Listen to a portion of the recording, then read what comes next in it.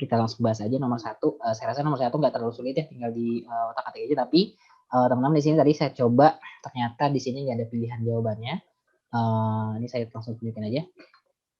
Ini misalnya, jadi saya yakin teman-teman juga pasti tahu caranya gitu ya. Saya dapatnya 23/11. Jadi untuk nomor 1 kita ambil kesimpulan bahwa jawaban akhirnya harusnya 23/11. Nah, ini sebenarnya banyak banget cara teman-teman ya untuk menyelesaikan ini. Bisa misalnya langsung diekspansi, kemudian di sini misalnya di sini ada pecahan, dia dikali 5 dulu semuanya, itu juga bisa. Kalau saya sih biasanya cara yang lebih saya sukai adalah saya ilangin dulu pecahan ini, misalnya 5 nih, saya ilangin dulu semuanya dikali 5 dulu, baru nanti saya expand. Tapi cara yang lain juga sama aja. Nanti untuk nomor 1. Ini kalau kita coba di kalkulator juga sama, hasilnya min 23/11. Teman-teman hasilnya samakah dengan saya? Puas? Sama. Oh ya. 23 ya, sama negatif 23/11. Langsung aja ya, nomor 2. Nah, kemudian nomor 2 di sini ini pertidaksamaan. Jadi untuk pertidaksamaan sebenarnya sama aja caranya dengan persamaan, tapi yang harus hati-hati adalah tanda lebih dari atau kurang dari. Nah, pada saat kita mau mindah-mindahin suku ya. Kita mau mindah-mindahin suku, kalau misalnya koefisien dari X-nya itu negatif, kita harus kalikan semuanya dengan min 1 dulu. Jadi nanti tandanya tuh akan berubah. Tapi kalau saya biasanya, saya pindahin biasanya supaya si koefisien si variabelnya itu jadi positif. Nah, kalau cara yang saya pilih itu 3X-nya yang saya pindahin ke kanan, bukan 4X-nya yang saya pindahin ke kiri. Kalau misalnya saya pindahin ke kiri kan jadi minus X. Benar, dia berubah. Tapi kalau misalnya kayak saya pindahin 3X ke kanan, itu kan jadi X-nya positif. Seperti ini. Nah, ini kan tinggal dipindahin aja ya. Kalau 22 lebih dari X, berarti X itu kurang dari 22. Jadi jawabannya. Ini udah ada di kunci jawaban. Saya udah cocokin juga. Dia hasilnya. Kemudian nomor 3. Nomor 3 juga sama pertidaksamaan. Tapi di sini ada 3 ekspresi. Ini ada 2X min 1, kurang dari X plus 1, kurang dari 3X min 3. Nah, berarti ini saya nggak tahu ini benar apa enggak. Berarti ini kita ada tiga proses di sini. Yang pertama kita ambil dari yang merah nih, yang 2X min 1 kurang dari X plus 1. Jadi selesaikan dulu yang ini, dapatlah ini. Ya, jadi caranya sama seperti tadi, 2X min 1 kurang dari 1. Yang ini saya pindahin ke sini. Kemudian satu yang ini saya pindahin ke kanan. Jadinya 2X min X, yang ini jadi 1 tambah 1. Jadinya X kurang dari 2. Nah, itu yang pertama. Yang kedua, kita ambil yang hijau ini. Yang ini sama yang ini.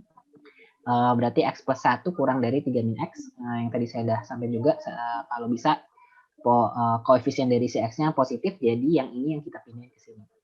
Jadi si X-nya jadi plus X ke kiri, ini jadi X tambah X, ini satunya pindah ke kanan jadi 3 kurang 1. Jadi 2X kurang dari 2, X kurang dari 1. Nah, ini kita udah dapat 2. Nah, satu lagi sebenarnya, nah saya nggak tahu ini apakah ini diperlukan atau tidak. Kita ngebandingin ini sama ini. Menurut teman-teman perlu nggak sih dibandingin antara itu? Apa cukup cuma 2 ini doang? Cukup 2 biasanya, Pak. Iya. Berarti kalau cukup 2, berarti kita langsung ambil aja ya X kurang dari 2 dan kurang dari 1. Pak, kalau yang ketiga itu yang biru itu tuh penyebab akibatnya. Jadi ketika misalkan A kurang dari B kurang dari C, maka bisa dibuktikan sehingga mengakibatkan bahwa A itu kurang dari C. Mungkin itu akibat dari itu. Oke. Dari 2 pernyataan itu. Mungkin itu ya.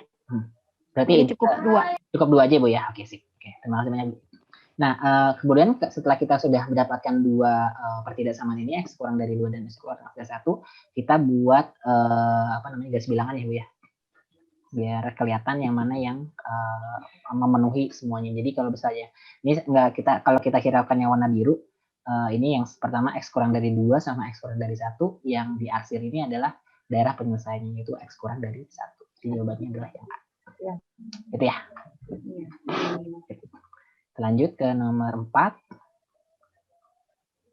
Nomor 4 ini caranya agak ini ada penyelesaian 3 variabel. Saya yakin juga teman-teman juga tahu caranya gimana, tinggal disubstitusi atau dieliminasi aja. Kalau saya nyarinya biasanya saya substitusi dulu terserah sih mau substitusi atau eliminasi. Tapi memang kalau untuk 3 variabel terus terang aja ini makan waktunya cukup banyak banget. Kalau apalagi kalau misalnya dia nilainya tuh apa namanya koefisien dari X, Y, Z atau A, B, C-nya 3 variabel itu biasanya dia nggak berkelipatan, itu lumayan memakan waktu banyak. Jadi ini pakai cara terserah teman-teman mau pakai cara eliminasi atau substitusi, itu bisa langsung dicari satu-satu. Nah, saya dapatnya di sini adalah A2, B-1 dan C sama dengan 3. Nah, teman-teman apakah punya tips dan trik mungkin dengan 3 variabel ini? Kalau manual ya, manual. Ada nggak?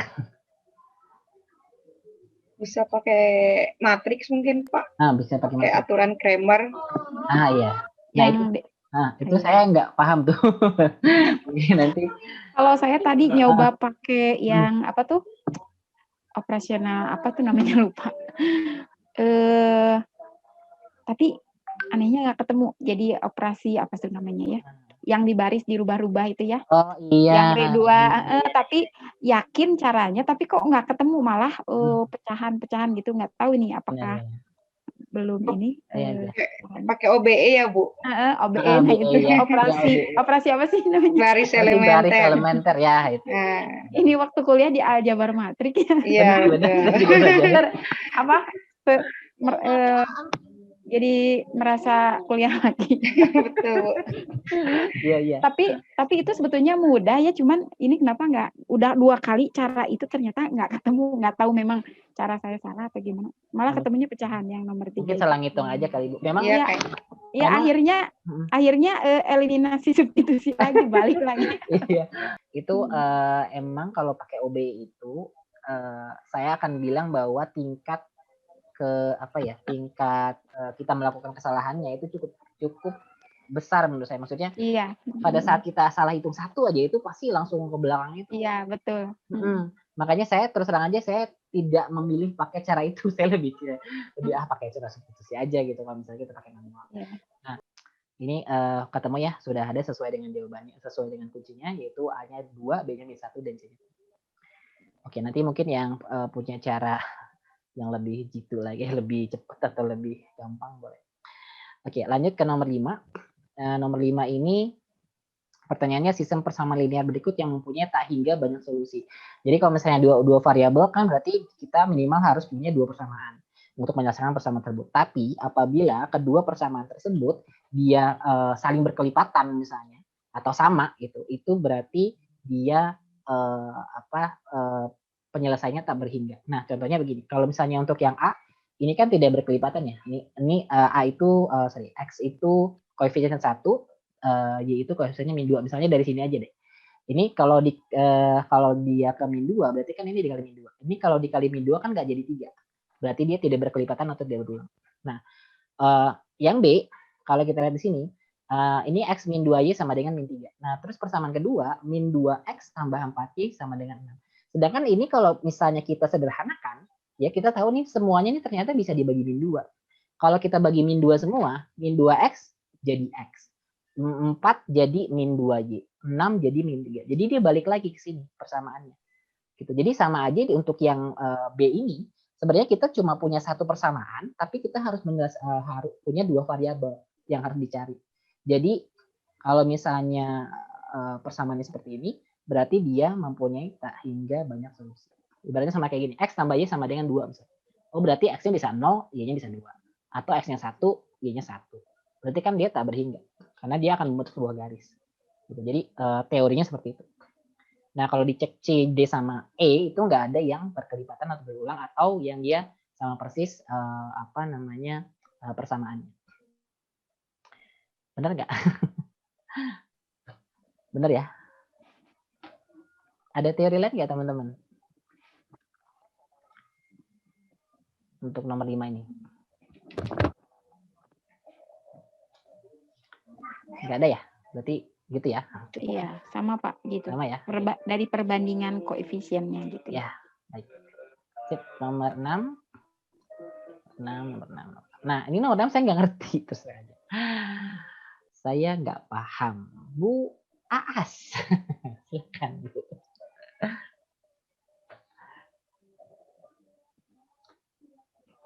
Bagaimana Bu? Bisa dibantu Bu, saya Bu. Nomor 6 saya nggak ngerti. Oke, nomor 6 ya Pak. Nah. Itu dibuat menjadi sebuah matrik, ya perkalian matrik antara matrik A ya, itu yang tadi dari PQRS ya dengan XY itu ya. Gini Bu. Mempunyai solusi tidak nol jika ini emang ada aksioma atau teorema lah apa itu ya. Jika determinan A-nya sama dengan 0 gitu. Oh ini ya berarti ya? Yang ini masih terjangkau Pak, ini gampang. Oh, Tapi iya, kalau udah ngejelimet tadi ada materi-materinya saya pusing juga. Di nomor berikutnya ada tuh ya yang bikin pusing. Oke. Ya, jadi PS dikurangi RQ sama dengan 0 Oh gitu. iya, berarti dari PS ya. Ya, Oh berarti syaratnya ini ya. Berarti ya. ada syaratnya PS solusi tak nol. Ya, mungkin itu Bapak Ibu gimana? Apakah benar itu ini ya. Jawabannya? Ini kuncinya ini tuh sih Bu, benar. Iya Bu. Kunci itu ya, iya. Ini saya nggak baca teori Bu, jadi saya tuh benar-benar langsung ngerjain soal. Saya nggak baca. Lumayan ini ada banyak teorinya nih, ada yang bingung juga gitu. Nanti di sini kita bahas bareng aja kayaknya ya. Siap. Oke, terima kasih nomor 6 sudah terjawab. Nomor 7 saya juga kayaknya nggak paham juga karena di situ teori juga. Aduh, teori ya. Lemah ya. Nomor 7. Nomor 7. Bentar.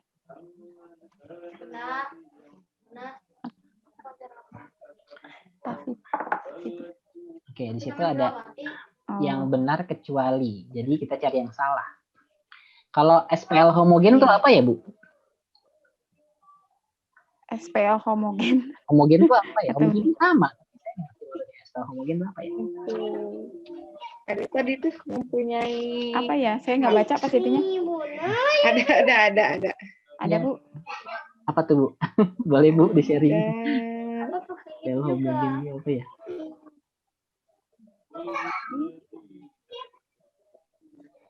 SPL mempunyai solusi ya Bu? Gimana? SPL homogen, SPL yang pasti mempunyai solusi. Oh, pasti mempunyai solusi ya. Berarti ini SPL yang pasti mempunyai solusi. Tapi di situ ada yang konsisten dan tak konsisten. Itu juga sama.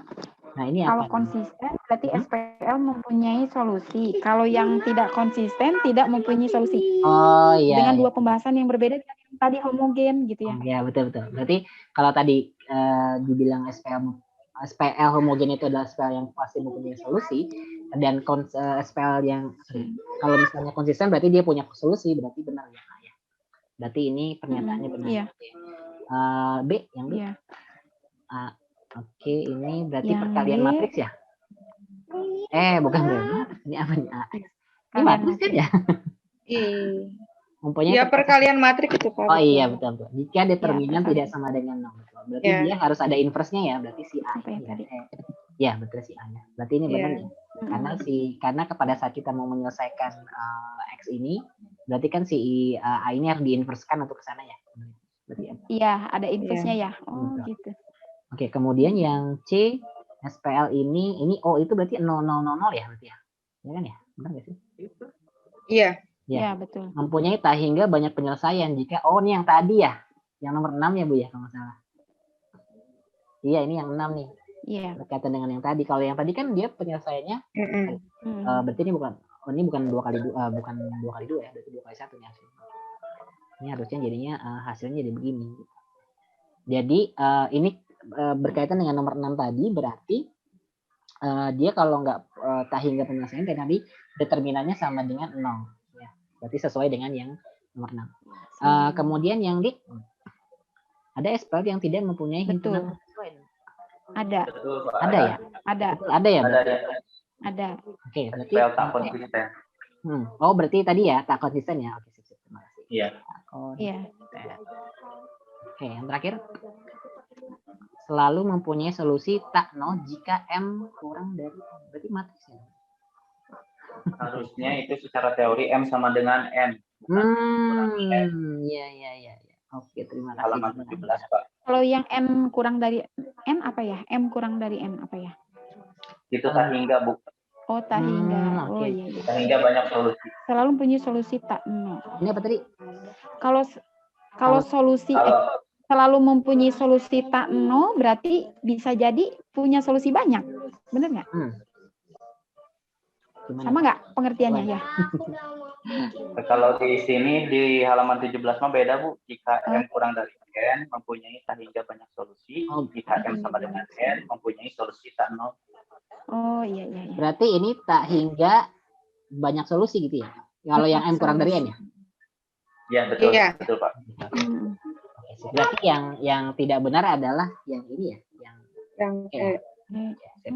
Di kunci jawabannya dia D. Soalnya salah, saya nggak ngerti. Oke, berarti ini sudah terjawab. Tapi apa di kunci jawabannya ada ya Pak? Di kunci jawabannya D. Tapi bisa Oh, jadi salah tapi loh, D. orang tadi nomor 1 juga salah. Iya betul. Tapi D itu udah jelas gitu ya, ada di situ juga gitu. Iya, betul. Berarti ya D udah itu benar. aja. Berarti kita sepakat ya, ya. Ya sepakat. Oke, siap. Oke. Lanjut, nomor 8. Nah, ini yang tadi sebenarnya. Kan mempunyai tak hingga banyak solusi, ya kan sama aja ini. Iya. Nah, berarti saat determinan sama dengan 0, betul nggak sih? Ya betul. Ya, jadi si yang Sama 2 dengan 1A, kita cari determinannya berarti 2 dikali A dikurang min 1 kali min 1 sama dengan 0. Jadi seperti ini. Jadi hasilnya A sama dengan setengah. Berarti jawabannya ini. Teman-teman ada yang beda mungkin? Sama semua? Sama? Oke. Oke, lanjut. sama. Lanjut nomor 9.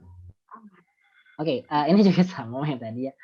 Kalau saya, kalau soal kayak gini, cara paling cepat adalah saya coba itu masukin satu-satu. Iya betul.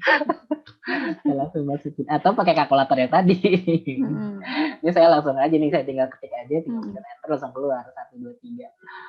Seperti itu. Jadi ini kayaknya nggak perlu dibahas karena langsung ke nomor 10. Nah, nomor 10 ini sebentar ini nge-lag ya. Saya nge-lag ya. Dikit ya. Oke, teman-teman ini saya nomor 10. Saya agak ragu, bener nggak sih pertanyaannya kayak begini? Soalnya ini yang pernyataan Saya bingung sama nomor 10. Kayak gini, soalnya gini, logikanya begini aja. Kalau dikerjain sama 3 orang, bisa selesai 20 hari. Tapi kenapa sama 2 orang dia lebih cepat? Ini yang saya aneh. Gitu. Iya. Dan biasanya ini Pak ya, Nah, biasanya orangnya itu dianggapnya kecepatan dan kemampuan kerjanya sama biasanya ya. Iya, enggak sih Bu, tergantung kalau ini nih ya. Oh iya. Tahu nih, kalau saya tadi saya tulisnya begini, misalnya Amir, Badu sama Cahaya. Ini berarti pernyataan pertama, saya boleh tulis jadi gini, 1 per A ditambah 1 per B ditambah 1 per B sama dengan 1 per 20, benar nggak sih kayak begini? Ya betul. Ini kan ya. Nah ini saya cobain pakai cara ini, tapi dia nggak bisa. Kenapa? Sekali lagi, karena ini kan logikanya gitu aja. Kalau misalnya 3 orang, kenapa dia lebih lambat daripada 2 orang? Gitu. Jadi kayak ini typo. Tapi kalau misalnya kita mau nyatakan ininya ekspresinya, persamaannya gitu ya. Berarti persamaan pertama berarti kan ini ya.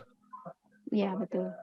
Nah, persamaan kedua berarti Badu dan Cahaya berarti 1 per B 1 tambah 1 per B sama dengan 1 per 12. Nah, pernyataan yang ketiga berarti 1 per A ditambah 1 per C.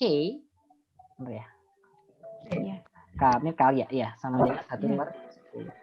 Persamaan 2, persamaan 3 gitu. Jadi kalau udah ada persamaan ini tinggal diselesaikan aja sendiri-sendiri gitu. Jadi dapat A, B, C. Nah, ini kalau saya udah cobain. Ini tuh hasilnya ada yang negatif. Kan aneh gitu, nggak mau puasa negatif. Nah, intinya sekali lagi, tapi konsepnya seperti ini. Konsepnya seperti ini, kalau misalnya soalnya tadi ini tidak ada yang typo atau yang benar angkanya, pasti ketemu jawabannya berapa. Teman-teman mungkin ada pendapat lain? Saya pakai cara ini juga Pak, tapi di akhir juga untuk dapat X-nya aja udah salah. Ya. Bu, tadi saya pakai kalkulator juga sih Bu, dan ketemunya tuh negatif, jadi pecahan. Ada yang 10 per 19 gitu kan. Ini aneh banget masa sih. Aneh banget pokoknya angkanya. Ini kalau misalnya kita umpamakan misalnya 1 per A itu X, 1 per B itu Y, 1 per C itu misalnya adalah Z misalnya. Kalau saya masukin ke kalkulator, ini kan jadi Nah, ini kan berarti sama aja X tambah Y tambah Z sama dengan 1/20 yang pertama. Terus yang kedua berarti tadi Y tambah Z tambah Z sama dengan 1/12 ya, Bu? Ya. Nah, terus yang ketiga berarti X ditambah Z sama dengan 1/10. Nah, gitu. Nah, ini kalau misalnya dilihat hasilnya minus. Artinya kalau kayak begini, ini kan berarti si X-nya 30, Y-nya 20. Ini tapi 15/2, 7,5 kali. Kalau misalnya nggak minus, tapi di sini minus. Iya. Nah, ini begini gitu. Makanya tadi ini kayaknya typo nih. Mungkin ada salah tulis soal. Tapi sekali lagi konsepnya seperti ini. Oke, berarti yang KB1 kita udah selesai untuk formatnya. Kita langsung ke KB2. Oke. Nah, ini nomor 1 diketahui matriks A ini kemudian determinannya adalah 2. Nah, teman-teman pasti punya cara sendiri untuk menentukan determinan. Kalau saya lebih karena saya nggak tahu ya, maksudnya saya belum terbiasa banget dengan perhitungan matriks yang apa namanya itu yang dipecah-pecah itulah. Ya, determinan X, determinan Y itu ya. Jadi saya biasanya pakainya silang-silang aja nih, silang. Iya. Dapatlah seperti ini gitu. Ini kalau silang berarti 3 kali A kali A, 2 kali 1 kali 5, 5 kali 2, terus 5 kali A kali A, 2 kali 1 kali 3, terus A kali 1. Nah, ini hasilnya sama dengan 2. Nah, setelah diambil, dapatlah A kuadrat sama dengan 1. Nah, ini sebenarnya nilai A-nya ada 2, yaitu plus minus 1, karena di sini akar dari 1. Plus minus 1. Tapi pada saat saya cobain di sini, yang memenuhi itu adalah 1. Yang minus 1 kalau nggak salah saya nggak dapat. Nah, berarti kalau misalnya kita masukin 1 ke dalam A-nya, tadinya, berarti kita tinggal ganti A-nya jadi 1. Ini jadi 3, 2, 1. Kemudian 3, 2. Kemudian 5, 2, 1. Nah, ini caranya sama dengan yang ini. Cari determinan. Nah, pakai kalkulator saya juga tadi bisa langsung untuk dimasukin aja determinan, langsungnya langsung keluar. Jadi saya sangat terbantu dengan kalkulator.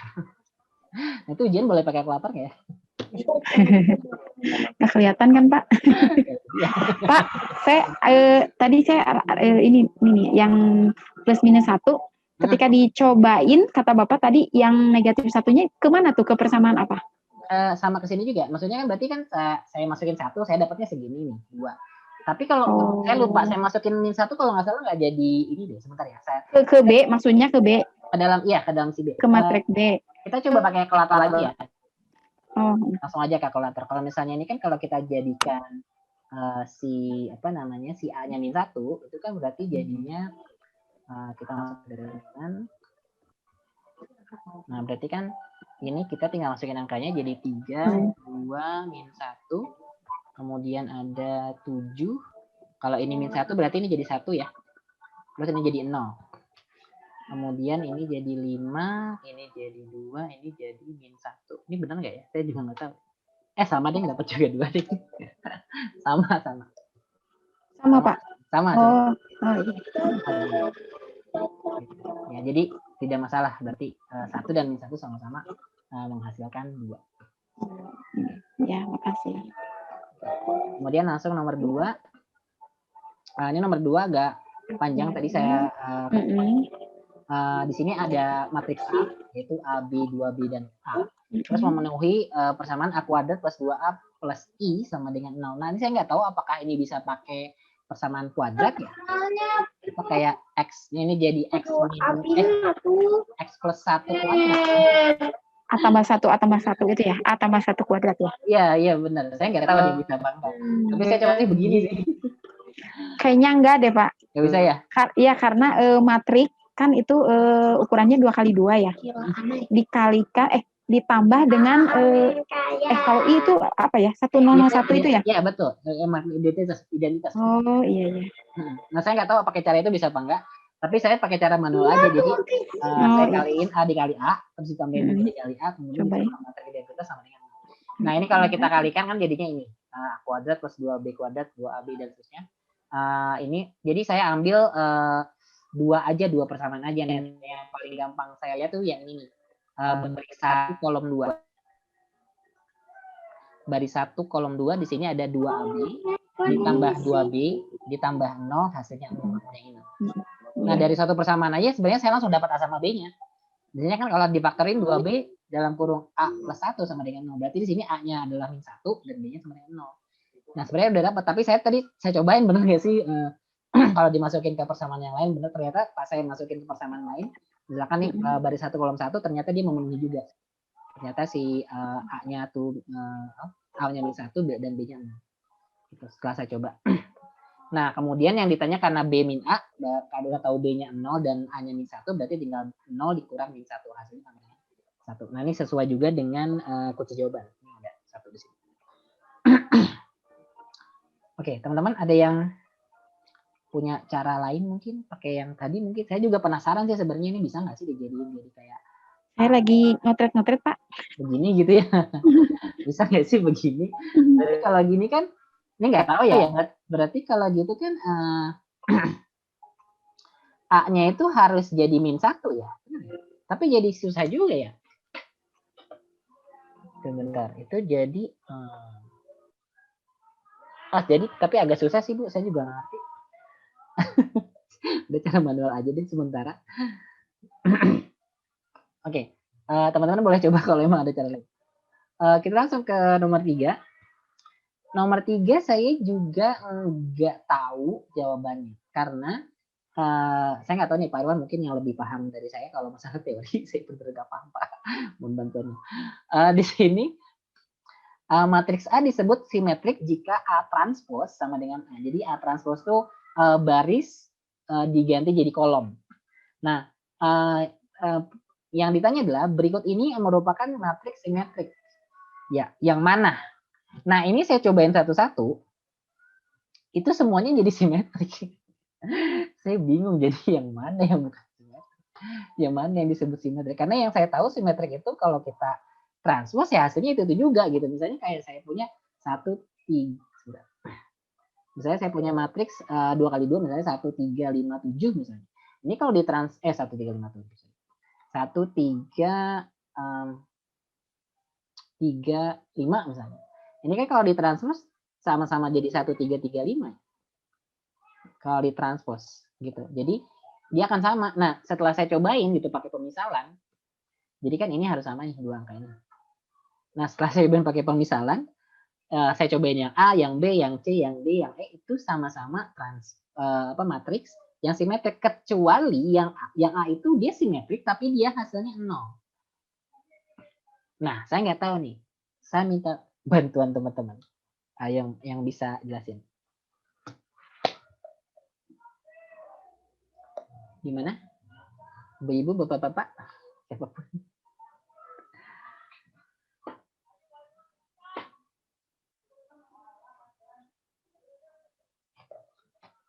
Pak Irwan mungkin Pak, kemana Pak? Belum sampai 1, bacanya baru sampai 1. Belum sampai 2, waduh. Oke lah. Ya udah saya jelasin Ikutin aja lah, ikutin aja. Oke. Ya saya jelasin yang saya temuin aja ya. Jadi kalau yang tadi saya baca gitu ya, matriks simetrik itu adalah matriks yang transposnya sama dengan matriks itu. Nah, tadi saya pakai pemisalan nih, misalnya saya punya matriks B, misalnya 2 kali 2, itu AB, BC. Nah, AB, BC ini kenapa B-nya harus sama? Karena kalau kita transpos, dia akan jadi AB, BC juga, B transposnya. Nah, ternyata setelah saya lakukan operasi ini, B dikurang BT, itu kan berarti sama aja B dikurang B, jadi 0 dong, habis. Nah, ini BT dikurang AB, ini sama aja kalau misalnya kita faktorkan sebenarnya, yang B ini, itu sama aja gini, kalau B transpos itu saya ganti B, itu kan sama aja B dikurang alfa di B. Atau saya boleh terus jadi gini, B1 min alfa. Ini kan sama aja kayak perkalian skalar terhadap si matriks. Jadi kalau misalnya dia perkalian skalar, misalnya ini hasilnya misalnya 3 gitu ya. Ini kan jadi 3A, 3B, 3B, 3C. Kalau ditranspos itu juga gitu. Nah, jadi itu yang saya temuin. Jadi dari semua yang udah saya kerjain gitu ya. Yang A, yang B, C, D, E itu hasilnya dia jadi perkalian dengan skalar semua. Nih, ini perkalian dengan skalar yang B. Yang C perkalian dengan skalar juga. Yang D saya dapatnya skalar juga.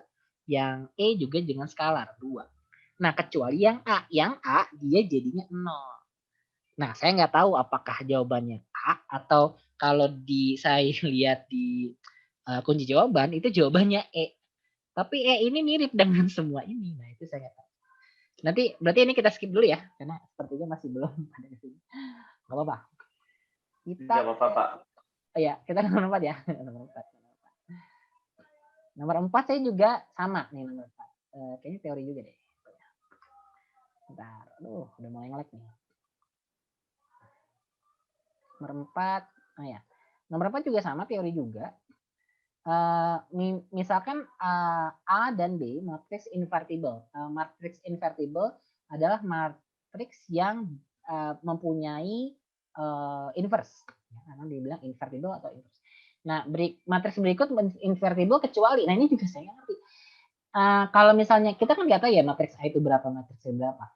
Tapi memang mereka mempunyai mempunyai inverse. Nah, saya nggak tahu gimana syaratnya supaya kalau matriks A dikali matriks B itu jadi invertible apa enggak, itu saya nggak ngerti. Jadi caranya diapain? Mungkin saya tahu. Kalau ini kan berarti akan menghasilkan sesuatu gitu ya, matriks C misalnya. Berarti kan kalau kita mau cari matriks C itu kan jadi A kemudian sama dengan C dikali B inverse gitu ya. Berarti dia harusnya invertible, harusnya. Ini juga sama, berarti A kuadrat berarti A dikali A gitu ya. Nah, kan misalnya menghasilkan matriks C, bahwa berarti matriks A itu sama dengan C dikali matriks A inverse, berarti ada inverse-nya juga. Nah, ini karena dia matriks A adalah invertible, berarti A transpose juga invertible juga, seharusnya seperti itu. Kemudian ini juga sama. Nah, yang ini saya nggak tahu bisa invertible, bisa enggak kali ya. Gimana teman-teman? Ada pendapat nggak yang nomor 4? Di kunci jawaban itu sih. Saya curang lihat kunci jawaban dulu. Gimana? Apakah sudah ada yang sampai sini? Apa jangan-jangan teman-teman belum ada yang ngerjain yang matriks?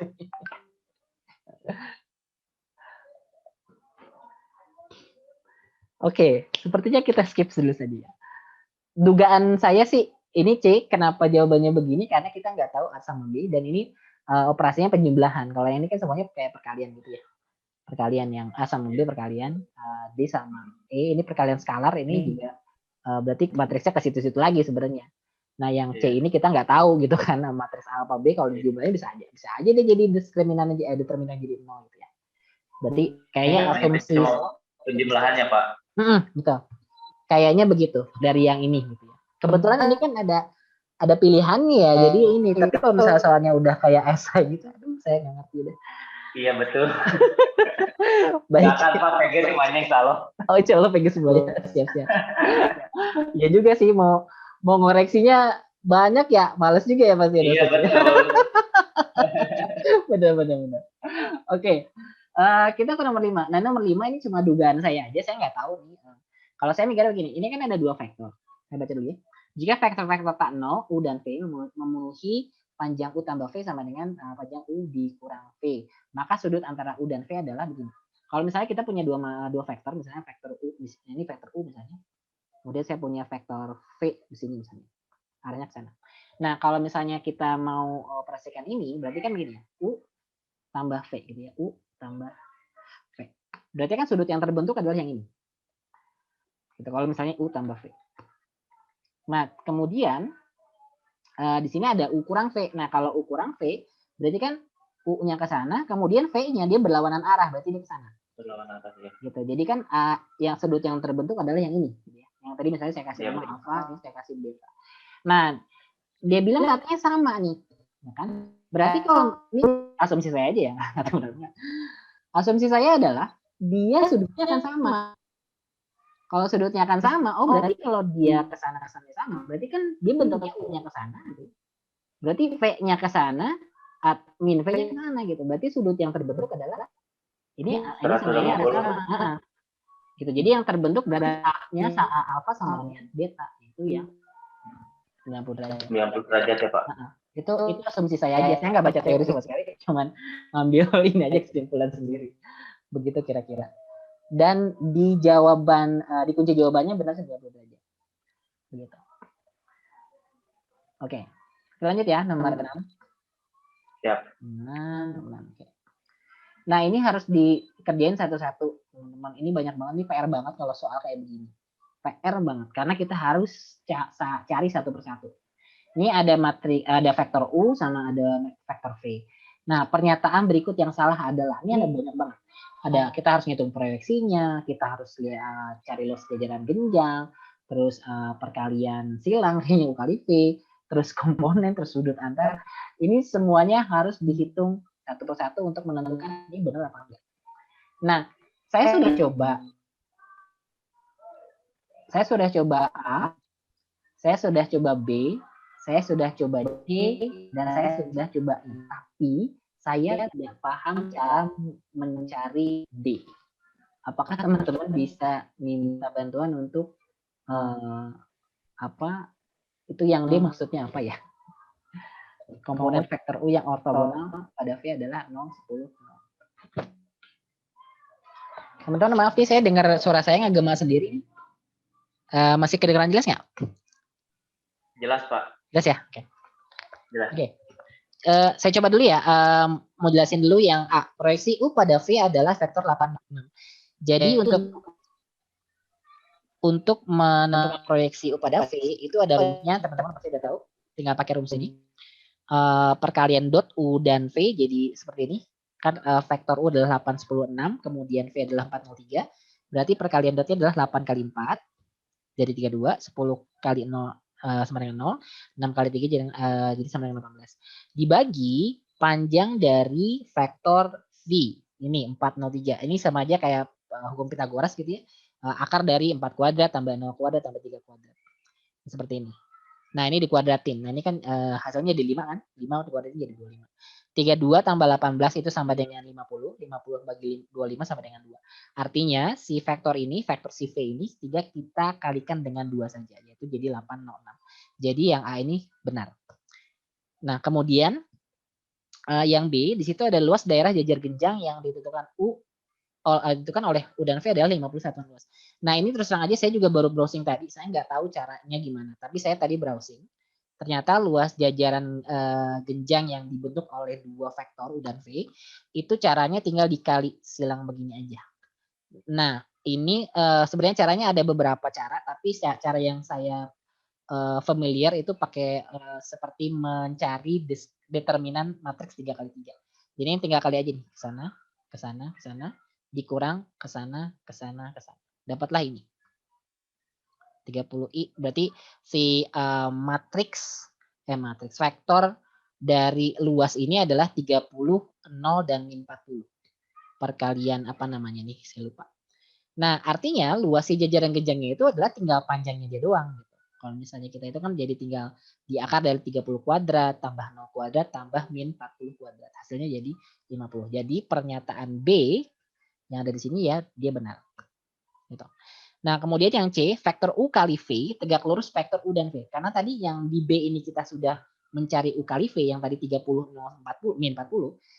Kalau dia tegak lurus terhadap vektor lain, artinya perkalian dotnya hasilnya sama dengan 0. Nah, artinya yang tadi kita udah dapat 30, 0, min 40 ini, kalau kita kalikan dengan U, hasilnya jadi 0. Kalau kita kalikan dengan V, juga hasilnya sama dengan 0. Dot produk ya, dot produk. Nah, ini saya kaliin dengan si U misalnya yang tadi U-nya 8, 10, 6. Saya kaliin jadi 30 kali 8 jadi 240, 0 dikali 10 jadi 0, min 40 kali 6 jadi min 240. Ini kalau jumlah hasilnya 0. Nah, kemudian saya kalikan juga dia dengan si vektor V 403, saya kaliin 30 kali 4 120, 0 kali 0, 0, min 40 kali 3 min 120 hasilnya juga 0. Jadi sekali lagi kalau misalnya dua buah vektor dikalikan, dua buah vektor garis ya, vektor garis dikalikan hasilnya sama dengan di dot produk hasilnya sama dengan 0, artinya sudut yang dibentuk adalah 90 derajat atau bisa dibilang mereka adalah tegak lurus. Jadi pernyataan C itu benar. Nah, kemudian saya langsung ke E karena saya nggak ngerti yang di gimana. Yang E itu sudut antara U dan V adalah 60 derajat. Kita bisa cari memakai rumus kosinus, yaitu kosinus theta sama dengan dot produk dari U dan V dibagi panjang dari U dikali panjang dari V. Nah, caranya sama kayak tadi, U dot V udah ada tadi kan, 50. Kemudian ini panjang U berarti akar dari 8 kuadrat, tambah 10 kuadrat, tambah 6 kuadrat. Yang panjang dari V juga sama, 4 kuadrat, tambah 0 kuadrat, tambah 3 kuadrat. Nah, ini kalau kita hitung, hasilnya jadi setengah akar 2. Nah, berarti sudutnya adalah cosinus inverse dari setengah akar 2, yaitu 45 derajat. Nah, ini maka dari itu yang salah itu adalah yang E. Nah, tapi teman-teman, saya minta bantuannya. Ini yang komponen vektor U yang ortogonal pada V ini cara ngitungnya gimana ya?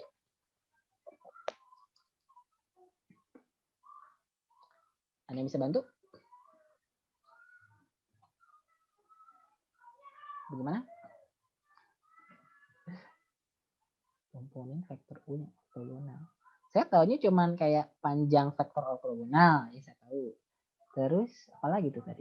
Tapi kalau komponen vektor U yang ortogonal saya nggak ngerti. Diapain itu? Bagaimana teman-teman? Oke, sepertinya tidak ada yang tahu. Sudah. Ya. Iya, sama Pak. Nggak ada yang tahu ya. Oke, baik. Oke, nanti kalau ada yang tahu kasih tahu saya. Kalau soal seperti ini ya Pak, ini teh 1 soal tapi sebenarnya ada 5 soal ya. Iya benar, benar banget. PR. Ya nggak apa-apa deh. Intinya kita tahu dulu konsep-konsep untuk nyari-nyarinya ya. Tapi emang benar PR banget soal-soal kayak Iya. Oke, kita lanjut aja. Nanti saya coba bersih-bersih juga deh. Kita ke nomor 7. Nomor 7 kayaknya saya nggak ngerti juga deh. Saya lupa. Bisa deh. Nah, nomor 7 itu sebenarnya caranya ada 2 cara sebenarnya. Cara yang pertama gini, ada 3 titik pada bidang 3 dimensi. Ada titik A, titik B, dan titik C. Mereka membentuk sebuah segitiga, ini ABC. Nah, kemudian ditanya adalah luas segitiganya. Nah, kalau misalnya kita tahu sendiri bahwa luas segitiga itu kan sebenarnya setengah kali kali misalnya setengah kali A kali B dikali sin C gitu ya. Ya kalau nggak salah begitu ya. Nih pakai yang saya kasih warna ungu. Nah, tapi di sini kalau misalnya kita mau cari ini berarti kan gini, kita harus cari tahu AB dulu. Terus kita harus cari AC dulu, terus kita harus cari panjang AB dulu, terus kita cari panjang AC, kemudian kita cari sudutnya. Gitu, kita cari sudutnya. Sin tetanya berapa? Atau bisa pakai rumus trigonometri di mana sin theta sama dengan akar dari 1 min cos kuadrat theta. Itu menurut saya sih agak lama. Nah, akhirnya saya browsing ternyata ini bisa dipakai rumus yang tadi sama kayak tadi itu yang U kali V itu. Nah, bisa ternyata pakai rumus ini. Gitu. Nah, berarti di sini kita nggak perlu cari sudutnya. Yang kita perlu cari hanya vektor garis AB dan vektor garis AC. Jadi teman-teman nggak masalah. Misalnya teman-teman mau dari B dulu boleh. Kalau misalnya mau dari titik B, sudutnya berarti garis BA dan garis BC misalnya. Kalau dari C berarti CA dan CB. Masalah kalau saya pakainya titik A sebagai titik tumpu dari si sudut, berarti saya carinya AB sama AC. Nah, AB sendiri kan berarti kan B dikurang A, berarti tinggal ini dikurangin aja. Ya, seperti ini. Hasilnya jadi min 3 min 2, 2. Kemudian AC yaitu C titik C dikurang titik A, jadinya min 2, 2, 3. Nah, dari sini saya pakai cara yang tadi. Seperti ini. Kalau tadi saya pakai caranya seperti mencari determinan dari matriks 3 kali 3. Jadi ini kayak dikali ini kali ini kali ini, ini kali ini kali ini, ini kali ini kali ini. Jadilah yang ini. Terus ini kali ini kali ini, ini kali ini kali ini, ini kali ini kali ini, jadilah yang ini. Jadilah seperti ini. Nah, artinya ini kita tinggal kalikan saja setengah. Nah, hubungannya dengan yang tadi kan kita nyari luas jajaran genjang.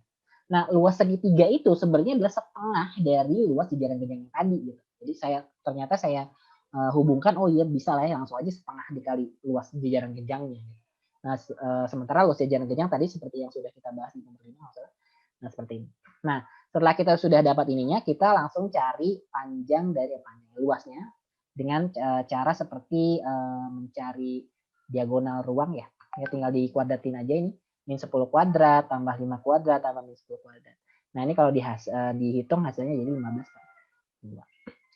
Gitu. Ini terus terang aja saya baru tahu ini materi ini. Saya belum pernah dapat sih. Teman-teman mungkin ada cara lain yang lebih cepat?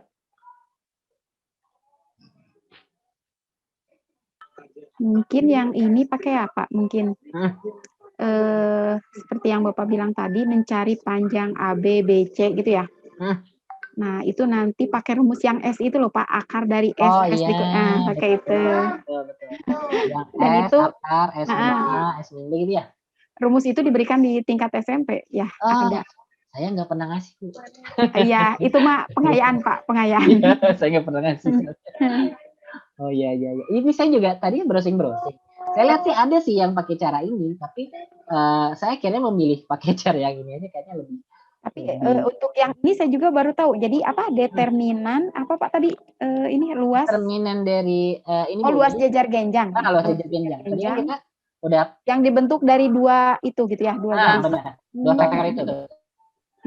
Jadi ini 3 min 2 min 2 tuh jadi yang 3 min 2 min 2 ini dapatnya dari ini si AB, yang ini adalah dari si AC. Gitu. Nah, ini saya terus terang aja saya juga baru tahu. Tapi pas saya lihat sih kalau saya gitu tadi saya kayaknya cocoknya pakai cara yang begini kayaknya lebih simpel menurut saya sih. Kayaknya tadi yang S akar S kuadrat S min A, S min B, S min C juga nanti mungkin saya akan coba. Oke. Lanjut ya. Nomor 8 ya. Nah, nomor 8. Nah, ini nomor 8 saya nggak ngerti. Saya nggak ngerti. Dan ini 3x3. Saya terus terang saya males banget ngerjainnya. Tambah lagi saya nggak tahu ini harus dikali dengan vektor berapa gitu. Yang saya tahu itu vektor 2 kali 2 mungkin saya tahu nih. Rumusnya seperti ini nih. Kalau yang 2 kali 2 misalnya refleksi terhadap ini misalnya. Nah, terus tapi kalau 3 kali 3 saya nggak nemu nih apa dia jadi begini ya. Jadi 1 0 0 0 min 1 0 bukan min 1 ya, berarti harusnya benar. Jadinya 0 0 1. Ini ya sih? Ini jadi X, Y min B, Z. X, Y, Z. Betul nggak? Ngasal saya. Teman-teman ada yang ngerti ya? Enggak, Pak. Enggak ngerti. Skip aja ya. Baru nemu yang 3 ini ya. Siap. Kita skip saja. Oke, lanjut ke 2 nomor lagi. 8 dan 9 dan 10. Sebentar. 9 tadi saya dapat 9. Oke, 9 sama 10 kayaknya ini cukup mudah sih sama kayak kemarin. Transformasi geometri. Kalau saya yang kemarin saya disampaikan, kalau saya biasanya satu-satu aja biar karena saya males ngalihin matriks. Jadi yang pertama 78 ini jadi ini kebetulan titik, kalau titik kan gampang ya, lebih mudah.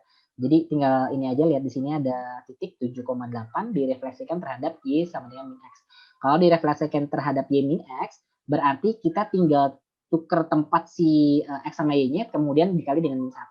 Berarti kalau misalnya di sini 78, kalau misalnya direfleksikan terhadap Y sama dengan X, itu jadi min 8, min 7. Jadi 8-nya jadi X-nya, 7-nya jadi Y-nya, terus dikali min 1 dua-duanya.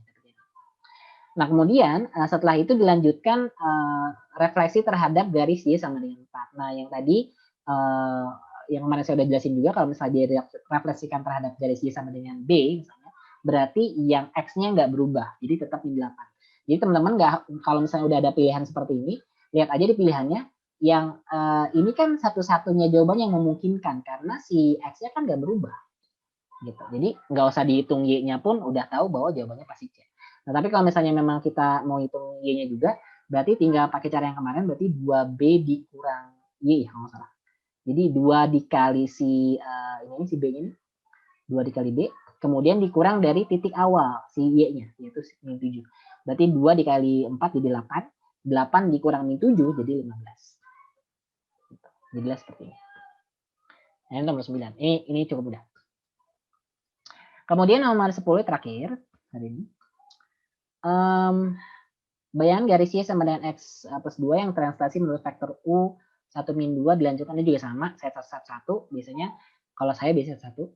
Nah, yang pertama translasi menurut vektor U 1 min 2 berarti Y-nya jadi Y-nya jadi Y min 2, X-nya jadi X min 1. Jadi yang Y ini, karena dia di sini translasinya min 2, berarti jadi Y plus 2. Kemudian X-nya, karena di translasinya 1, jadi X min 1. Ini kalau saya gabung jadi Y sama dengan X min 1. Ini 2 ini saya pindahin ke sini, jadi habis Y 2-nya. Ini jadi tinggal Y sama dengan X min 1.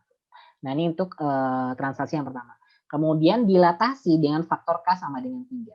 Nah, ini kan kalau misalnya pakai vektor, pakai matriks, berarti kan si bayangannya itu adalah K 0K gitu ya dikali dengan X ini. Ini 3-nya dapat dari ini, si K-nya. Nah, kita kalikan saja. Nah, ini kan jadi X, bayangan X sama dengan 3X, bayangan Y sama dengan 3Y. Artinya, X-nya sama dengan sepertiga X aksen, Y sama dengan sepertiga Y aksen. Artinya, X-nya kita ganti jadi sepertiga X, Y-nya kita ganti jadi sepertiga Y. Jadi yang tadinya ini, yang tadinya Y kita ganti jadi sepertiga Y. Yang tadinya X kita ganti jadi sepertiga X. Nah, min 1-nya nggak berubah karena dia cuma konstan. Kemudian karena dia ada pecahan, kita bisa kalikan semua suku ini dengan 3 karena di sini kebetulan penyebutnya adalah 3. Kalikan 3 jadi 1 Y, kalikan 3 jadi 1X, kalikan 3 jadi min 3. Jadi Y sama dengan X min 3. Jadi yang jawabannya. Ini juga sesuai dengan kunci jawaban.